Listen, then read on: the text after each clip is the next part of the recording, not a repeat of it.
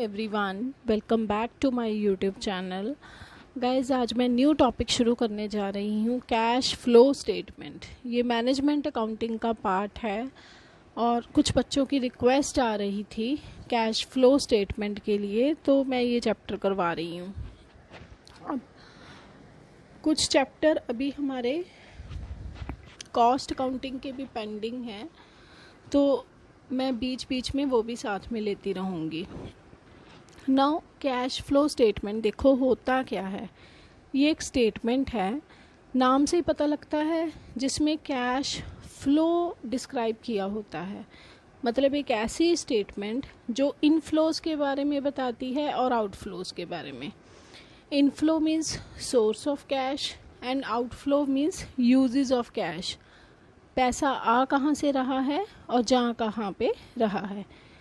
सिर्फ कैश नहीं, cash equivalents में भी जो चेंज आ रही है वो भी इसमें शो करते हैं। तो एक पर्टिकुलर टाइम पीरियड में किसी भी एंटरप्राइज के inflow of cash and outflow of cash जिस स्टेटमेंट में शो किए जाते हैं, उस स्टेटमेंट को कैश फ्लो स्टेटमेंट बोला जाता है। तो in simple words, cash flow statement क्या होती है? जो कि शो करती है कि वेरियस ट्रांजैक्शन का बिजनेस की कैश पोजीशन पे क्या इफ़ेक्ट पड़ रहा है, उसके कैश एंड कैश इक्विवेलेंट के ऊपर क्या इफ़ेक्ट पड़ रहा है। और ये एक ऐसी स्टेटमेंट में है जिसमें हम receipts and payment of cash भी शो करते हैं। So cash flow statement summarises the causes of changes in cash position. तो इसमें समरी होती है कि जो कैश पोजीशन में चेंज आ रही है उसके रीज़न क्या हैं, किन कारणों के कारण आ रही है। Between the dates of two balance sheets, जैसे हमने पहले एक बैलेंस शीट बनाई, अब हम अगले साल दूसरी बैलेंस शीट बनाएंगे, तो उस जो पीरियड के अंदर, जैसे वो साल भी हो सकता है, 6 महीने हो सकते हैं, तो दो बैलेंस शीट के बीच में जो पीरियड है उस पीरियड में कैश पोजीशन में क्या चेंज आ रही है, क्यों आ रही है, किन ट्रांजैक्शंस का क्या इफ़ेक्ट पड़ रहा है, ये सारा कुछ कैश फ्लो स्टेटमेंट में पता चलता है। सो अकाउंटिंग स्टैंडर्ड 3 क्या कहता है कि हर एंटरप्राइज को, देखो हर एंटरप्राइज ने हर पीरियड के एंड पे फाइनेंशियल स्टेटमेंट्स तो बनानी ही होती हैं। फाइनेंशियल स्टेटमेंट्स क्या होती हैं? Trading, P&L, balance sheet. बल्कि वो कहते हैं कि उनको साथ में कैश फ्लो स्टेटमेंट भी बनानी चाहिए, क्योंकि इस स्टेटमेंट के थ्रू हम पूरा देख सकते हैं कहाँ से कैश आ रहा है, कहाँ जा रहा है, तो कैश पोजीशन के ऊपर कंट्रोल किया जा सकता है। कोई अगर मिसयूज़ भी हो रहा है तो उसको भी रोका जा सकता है। अब इस चैप्टर को करने के लिए हम कुछ टर्म्स का इस्तेमाल करेंगे। तो वो टर्म्स क्या हैं? पहले है कैश। कैश यहाँ पे क्या है? Cash in hand and both cash at bank, उसको भी कैश ही बोला गया है। उसके बाद कैश इक्विवेलेंट्स क्या होते हैं? ये short term highly liquid investments हैं। हमने कहीं पैसा इन्वेस्ट किया बहुत ही छोटे से टाइम पीरियड के लिए, जो हाईली लिक्विड हैं, मतलब जिन्हें हम without any loss of time, बिना किसी risk of change in value, मतलब उनमें कोई डर नहीं है कि वैल्यू बहुत ज़्यादा कम हो जाएगी, तो उनको हम फटाफट कैश में कन्वर्ट कर सकते हैं, वो हैं कैश इक्विवेलेंट्स। और third term is cash flow. अब कैश फ्लो क्या है? Change in cash and cash equivalents. तो कैश फ्लो दो तरह का है, इनफ्लो एंड आउटफ्लो। अगर कैश एंड कैश इक्विवेलेंट का अमाउंट बढ़ रहा है तो इनफ्लो हो रहा है, अगर कम हो रहा है तो आउटफ्लो हो रहा है। Now classification of cash flow. तो जो कैश फ्लो स्टेटमेंट हमने बनानी है उसमें हम 3 तरह का कैश फ्लो शो करते हैं। Cash flow from operating activities, cash flow from investing activities and cash flow from financing activities. अब सबसे पहले है cash flow from operating activities. अब ऑपरेटिंग क्या होती हैं? ये ऑपरेशन, नाम से ही पता चलता है, जो बिजनेस के ऑपरेशन से रिलेटेड कैश फ्लो होता है। ऑपरेशन मीन्स जो हमारा मेन बिजनेस है, जो हमारा मेन काम है, तो ये मेन रेवेन्यू जनरेटिंग एक्टिविटीज़ जो होती हैं बिजनेस की, जो हम जिस चीज़ में हम डील करते हैं वो हमारी कौन सी होगी, ऑपरेटिंग। उनसे जो कैश फ्लो हो, जो इनकम हो या जो आउटफ्लो हो, तो वो इसमें आता है। हमने जो सेल की, जो रॉ मटेरियल वगैरह की परचेज की, जो फाइनल प्रोडक्ट की सेल की, वो ऑपरेटिंग में आएगा। इन्वेस्टिंग में कौन सी आती हैं, हमने लॉन्ग टर्म एसेट्स को एक्वायर किया, उनकी परचेज एंड उनकी सेल, जैसे मैंने प्लांट एंड मशीनरी खरीदा, बेचा, या फिर हमने कहीं लंबे टाइम के लिए पैसा इन्वेस्ट किया, तो वो भी एक इन्वेस्टिंग एक्टिविटी है। तो उनकी सेल परचेज सारी इसमें इन्वेस्टिंग एक्टिविटी के कैश फ्लो में आएगी। Third one is cash flow from financing activities. अब फाइनेंसिंग एक्टिविटीज़ क्या होती हैं कि हम पैसा कहाँ से रेज कर रहे हैं। ऑनर अपनी कैपिटल लगा रहा है या बोरिंग कर रहा है। अगर उसने अपनी कैपिटल लगाई है, इंट्रोड्यूस की है, तो इनफ्लो होएगा, ड्राइंग करेगा तो आउटफ्लो होएगा। पैसा बोरो करेगा तो इनफ्लो होएगा, जब रीपेमेंट करेगा तो आउटफ्लो करेगा। जब आप कंपनी पैसे रेज करने के लिए शेयर इशू करती है तो इनफ्लो होएगा, डिबेंचर इशू करोगे तो इनफ्लो होएगा, लेकिन जब आप इनकी रिडम्पशन करोगे तो आउटफ्लो होएगा। तो इनमें हम ये शो करते हैं कि भी ऑनर की कैपिटल के साइज़ में, क्वांटिटी में और उसकी कॉम्पोजिशन में क्या चेंज आ रही है, और बिजनेस की बोरिंग्स में क्या चेंज आ रही है। ये हम शो करते हैं cash flow from financing activities के हेड के अंडर। अब हमने जब कैश फ्लो स्टेटमेंट बनानी है, हम तीनों एक्टिविटीज़ के अंडर कैश फ्लो कैलकुलेट करते हैं और फिर वहाँ से हम कैश फ्लो स्टेटमेंट तीनों का सम टोटल करके हम फिर कैश फ्लो स्टेटमेंट बनाते हैं। अब देखो, जो cash flow from operating activities होता है उसको कैलकुलेट करने के दो मेथड होते हैं। ऑपरेटिंग एक्टिविटी का जो कैश फ्लो निकालने के दो मेथड होते हैं, एक होते हैं डायरेक्ट और दूसरे होते हैं इनडायरेक्ट। अब जनरली सिलेबस में आपको इनडायरेक्ट मेथड ही होता है, जैसे जो +2 के सिलेबस में भी ये मेंशन है कि इनडायरेक्ट मेथड करना है, और इवन जिन बच्चों ने रिक्वेस्ट डाली उनके सिलेबस में भी लिखा हुआ है कि इनडायरेक्ट मेथड ही करना है। तो for the time being I am covering only indirect method because time is less for exams now I am going to cover the indirect method of cash flow statement। तो देखो, cash flow statement indirect method के under कैसे बनानी है। सबसे पहले हम इसमें देते हैं cash flow from operating activities. तो इसमें भी सबसे पहले हमने नेट प्रॉफिट लेने होते हैं। नेट प्रॉफिट कौन से, before tax and extra ordinary item. अब जो एक्स्ट्रा ऑर्डिनरी आइटम्स हैं ये आप लिखना चाहो तो लिख लो, अदरवाइज जब हम प्रैक्टिकली सम्स करेंगे तो इनका कोई मेजर रोल नहीं है। हाँ, लेकिन जो नेट प्रॉफिट लेने हैं ये बिफोर टैक्स लेने हैं, मतलब इनमें से टैक्स ना माइनस हुआ हो। देखो, कंपनी पहले P&L अकाउंट बनाती है ना, वहाँ से जो नेट प्रॉफिट है वो लेने हैं, लेकिन वो लेने कौन से हैं, बिफोर टैक्स। और उसमें हमने एडजस्टमेंट करनी होती है नॉन कैश आइटम की, नॉन ऑपरेटिंग आइटम्स की।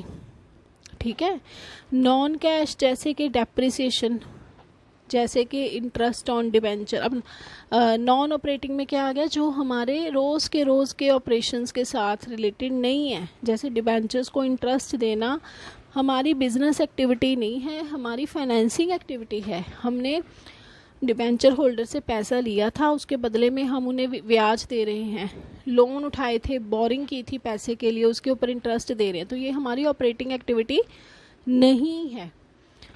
तो जब हमने P&L अकाउंट बनाया होता है, तो P&L अकाउंट में आप सोचो कि जब BCom 1 में हमें फाइनेंशियल अकाउंटिंग में, +1 में, फाइनल अकाउंट्स में क्या सिखाया जाता है, हम सारे ही खर्चे डालते हैं P&L अकाउंट में, ये वाले। लेकिन ये खर्चे हैं तो नॉन ऑपरेटिंग ना, हमारे रोज़ के ऑपरेशंस के साथ रिलेटेड नहीं हैं। तो जो डेली ऑपरेशंस के साथ रिलेटेड नहीं है, जो हमारे main producing revenue producing item नहीं है, उनको हमने नहीं लेना, वो हमारी नॉन ऑपरेटिंग आइटम है, लेकिन हम ऑलरेडी इन्हें P&L में डाल चुके हैं, तभी नेट प्रॉफिट आया। तो जब हमने P&L में ये खर्चे ऑलरेडी माइनस कर दिए हुए हैं, अब हम इन आइटम्स को ऐड बैक कर देंगे और इनका इफेक्ट ख़त्म कर देंगे। ठीक है, जैसे जब हम प्रॉफिट एंड लॉस अकाउंट बनाते हैं, देखो ऊपर स्टार्टिंग आपने अभी मैंने बताया कि जब आपने ऑपरेटिंग एक्टिविटी का फ्लो निकालने की स्टार्टिंग करनी नेट प्रॉफिट से करनी है, तो नेट प्रॉफिट कहाँ से निकलेंगे? P&L अकाउंट से। तो P&L अकाउंट में इस वाली साइड पे हमने सारी आइटम्स डाली होती हैं जो हमारे, जैसे सैलरीज डालते हैं, लेकिन वो हमारे बिजनेस का हिस्सा है। ठीक है जी, वो हमारी ऑपरेटिंग आइटम है। ठीक है, हम अपना लेबर के से एम्प्लॉय से काम करवाते हैं तो उनको एक्सपेंसेस पे करते हैं। अपने मेन ऑपरेशंस के कारण ही इलेक्ट्रिसिटी की कंजम्पशन हो रही है, कैरियज इनवर्ड आउटवर्ड ये सारे खर्चे आते हैं। लेकिन अब जैसे डेप्रिसिएशन है, डेप्रिसिएशन क्या है? नॉन कैश एक्सपेंडिचर है। तो ना ही हमने नॉन कैश आइटम्स लेनी है और ना ही हमने नॉन ऑपरेटिंग आइटम्स लेनी है। जैसे हमने पैसा रेज किया, कहीं से लोन लिया, बोरिंग की है, डिबेंचर्स बेचे हैं, तो उन सबको हमें क्या देना पड़ेगा? इंटरेस्ट देना पड़ेगा। तो ये आइटम हमारे लिए क्या है? Non operating. ठीक है, वो भी हमने P&L में यहाँ डाली होती है। उसी तरह देखो, आपने शेयर होल्डर्स शेयर बेचे थे पैसा रेज करने के लिए, उनके लिए आपने डिविडेंड अनाउंस किया था। चाहे वो डिविडेंड देखो कई तरह के होते हैं, चाहे वो डिविडेंड फाइनल था, चाहे वो इसमें, अब देखो मैं P&L की भी आइटम ले रही हूँ, P&L एप्रोप्रिएशन की आइटम्स भी ले रही हूँ। ठीक है जी, तो डिविडेंड लिया, उसका इंटरम भी हो सकता है एंड प्रपोज्ड भी हो सकता है। उसी तरह हम प्रोविज़न फॉर टैक्स डालते हैं।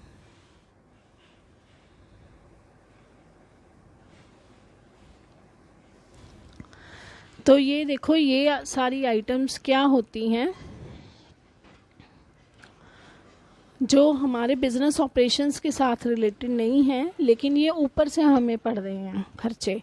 तो हमने ये सारी नॉन ऑपरेटिंग आइटम्स हैं। तो ये जब हमने डेबिट की, डेबिट साइड एक्सपेंस साइड होती है, एक्सपेंस मीन्स माइनस किया हमने, और इनकम साइड होती है क्रेडिट साइड। तो ये क्या होता है कि हमने उसको ऐड किया, इनकम को ऐड किया। जैसे आपने कहीं पैसा इन्वेस्ट किया था, उसके बदले में आपको इंटरेस्ट रिसीव हुआ, आपको डिविडेंड रिसीव हुआ।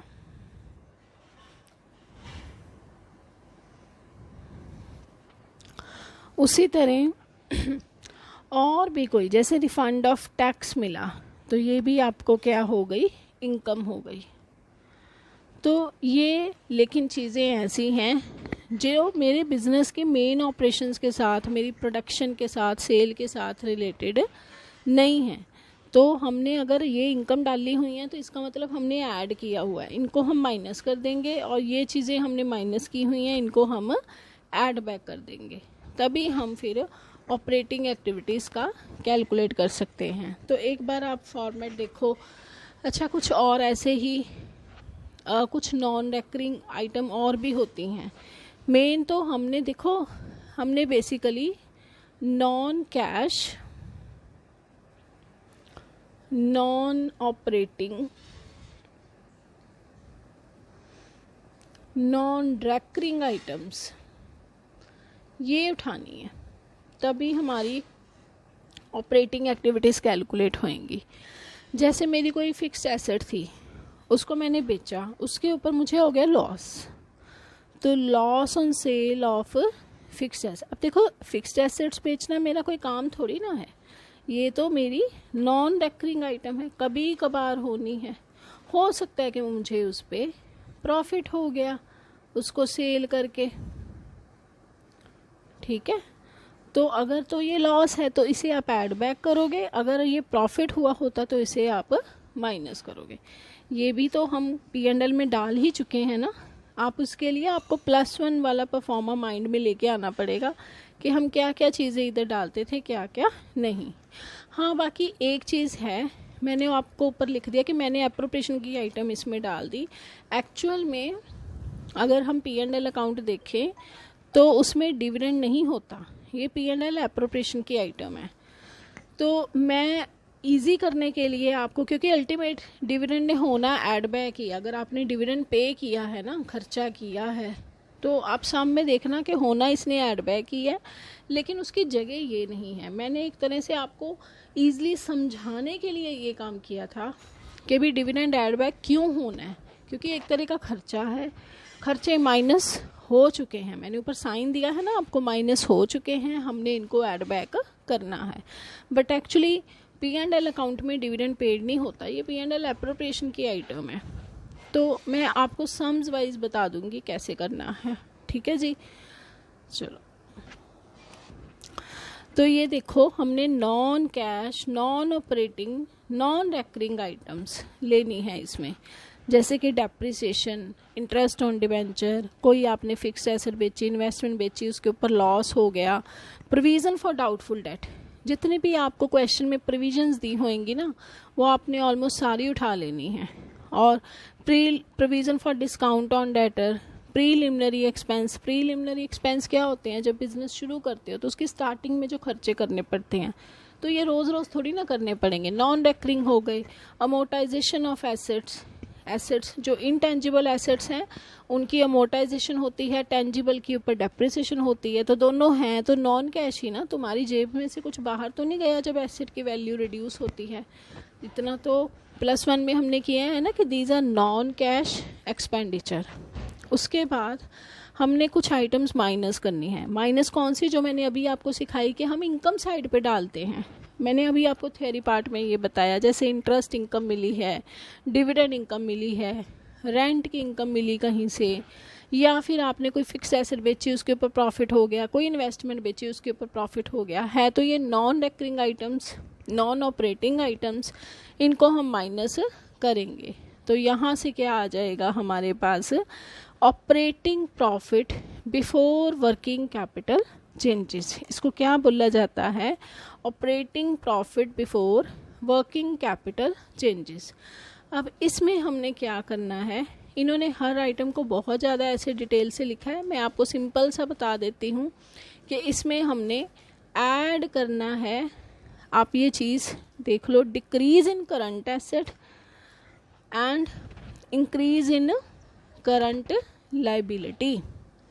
डिक्रीज इन करंट एसेट, कोई भी करंट एसेट अगर डिक्रीज होती है तो ऐड करनी है, इंक्रीज होती है तो ऐड करनी है, इंक्रीज होती है लाइबिलिटी, करंट लाइबिलिटी, तो ऐड करनी है।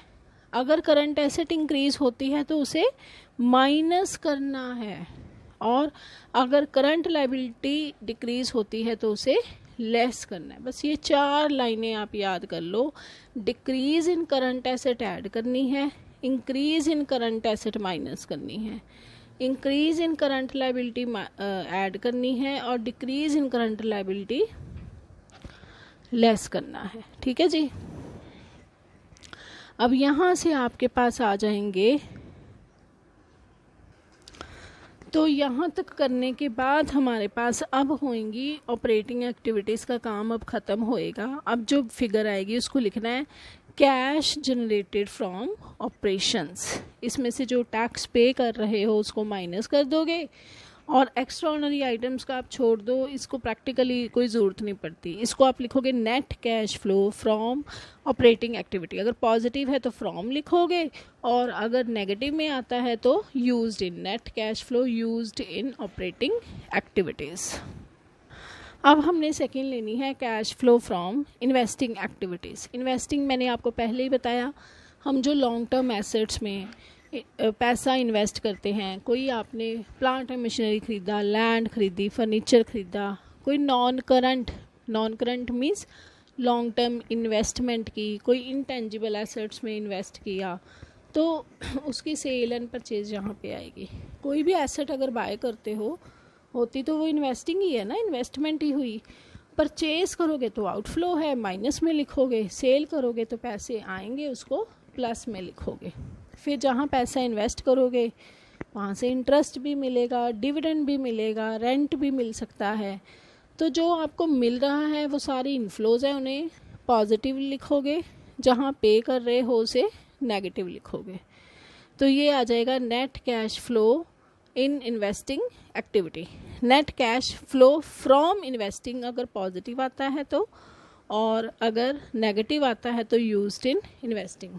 ठीक है, अगर आपकी परचेज ज़्यादा आती है, रिसीट्स कम आती हैं, तो फिर पैसा यूज़ हुआ है। थर्ड आ जाएंगी cash flow from financing activity. पैसा कहाँ से रेज़ किया अपने बिजनेस को चलाने के लिए? शेयर इशू किए, proceeds from issue of share, आपने कोई लोन लिया है, आपने डिबेंचर इशू किए हैं, कोई बैंक ओवरड्राफ्ट लिया है। अब ये ध्यान देना, बैंक ओवरड्राफ्ट वैसे करंट लायबिलिटी होती है, लेकिन जब मैंने आपको बोला था ना ऑपरेटिंग एक्टिविटीज़ में करंट लायबिलिटीज़ ऐड करनी है, वो इंक्रीज एंड लेस करनी है, डिक्रीज, तब आपने बैंक ओवरड्राफ्ट वहाँ नहीं लेना।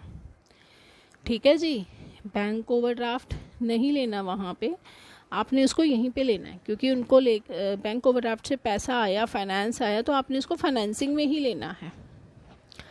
फिर जब पैसा आ रहा है तो पॉजिटिव लिखोगे, जब आप उसको वापस करोगे, लोन वापस करोगे, डिविडेंड पे करोगे, डिबेंचर्स का इंटरेस्ट पे करोगे, प्रेफरेंस शेयर्स का, डिबेंचर्स का रिडम्पशन करोगे, शेयर्स के पैसे, बायबैक ऑफ शेयर, तो जब भी जहाँ पेमेंट करोगे तो उनको आप माइनस में लिखोगे।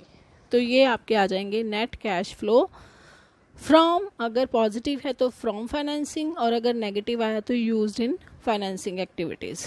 इसमें फिर ये यहाँ तक हमारी तीनों एक्टिविटीज़ हो जाएंगी। इसमें आपने ऐड करना है जो आपको ओपनिंग बैलेंस दिया होएगा बैलेंस शीट में या गिवन क्वेश्चन में, कैश और कैश इक्विवेलेंट का ओपनिंग बैलेंस ऐड कर देना है। जब आप ऐड करोगे तो जो फिगर आएगी ना, ऑटोमेटिकली आपकी वो, अगर आपको क्वेश्चन में गिवन है closing balance of cash and cash equivalent, तो वो ऑटोमेटिकली उसके साथ मैच करेगी। तो यहाँ से वेरीफाई भी हो जाएगा कि आपने क्वेश्चन ठीक किया है। मतलब जो आपकी यहाँ फिगर आएगी ये closing balance of cash and cash equivalent होएगी। अगर क्वेश्चन में ऑलरेडी क्लोजिंग बैलेंस गिवन हुआ तो उसके साथ आप इसे वेरीफाई कर सकते हो। तो इस तरह से कैश फ्लो स्टेटमेंट बनाई जाती है। हम चेंजेस देखते हैं ड्यूरिंग द पीरियड, क्या कैश फ्लो में चेंजेस आई इन तीन एक्टिविटीज़ के कारण, क्या ओपनिंग था, क्या क्लोजिंग बैलेंस है, और कैसे फिर कंपनी फ्यूचर स्ट्रैटेजीज़ को डिसाइड कर सकती है कि कैसे हम अपने कैश बैलेंस के ऊपर मेंटेन करने की, चेक रखने की कोशिश करें। आपने जब कैश फ्लो स्टेटमेंट का फॉर्मेट देखा जहाँ से मैंने स्टार्टिंग की, तो वहाँ पे क्या था, नेट प्रॉफिट बिफोर टैक्स। अब वो नेट प्रॉफिट बिफोर टैक्स हमें कई बार क्वेश्चन में गिवन होते हैं, कई बार नहीं भी होते, हमने वो कैसे निकालने होते हैं।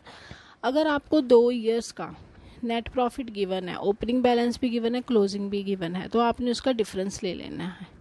अगर आपको ऐसे नहीं गिवन, आपको P&L में बताया हुआ है कि भी करंट ईयर प्रॉफिट कितना हुआ है, आपने वो ले लेना है। हो सकता है ऐसे भी लिखा हो कि profit of current year after appropriation, तो फिर आपने वो ले लेना है। मैंने आपको बताया था ना, एप्रोप्रिएशन देखो क्या होता है कि आपस में जो डिस्ट्रीब्यूशन किया, डिविडेंड वगैरह पे किया, जो भी उन्होंने आपस में बांटा। अगर P&L एप्रोप्रिएशन का फॉर्मेट क्या होता है, जो P&L में नेट प्रॉफिट निकलते हैं वो हम यहाँ पे लिखते हैं, और जो डिविडेंड है वो कोई भी हो, चाहे इंटरम हो चाहे फाइनल डिविडेंड, जो प्रपोज डिविडेंड, वो एप्रोप्रिएशन अकाउंट में डलता है। और फिर देखो कैश फ्लो स्टेटमेंट में फर्स्ट लाइन थी नेट प्रॉफिट बिफोर टैक्स, मतलब हमने टैक्स भी माइनस नहीं करना, तो इसीलिए इधर वाली साइड पे जो टैक्स है वो भी हमने ऐड बैक करना है। तो यहाँ पे देखो ऐसे आपके नेट प्रॉफिट निकलते हैं। हमने ये वाली सारी आइटम्स जो एप्रोप्रिएशन अकाउंट में माइनस की होती हैं, तो ये एक्सपेंस साइड है इनका, इसका मतलब हमने इनको माइनस कर दिया है, तो हम इनको दोबारा से ऐड बैक कर देंगे। ठीक है जी, तो यहाँ से निकलेंगे नेट प्रॉफिट बिफोर टैक्स। इस तरह से कैश फ्लो स्टेटमेंट, यहाँ से फिर जो प्रॉफिट हम उनको ऐड बैक करके निकालेंगे, फिर वहाँ से हमारी कैश फ्लो स्टेटमेंट शुरू होएगी. So your doubts will be definitely be clear in the coming videos when we will continue with the practical sessions. If you have any doubt till now, you can ask me in comment section. Please like, share and subscribe my channel. Thank you.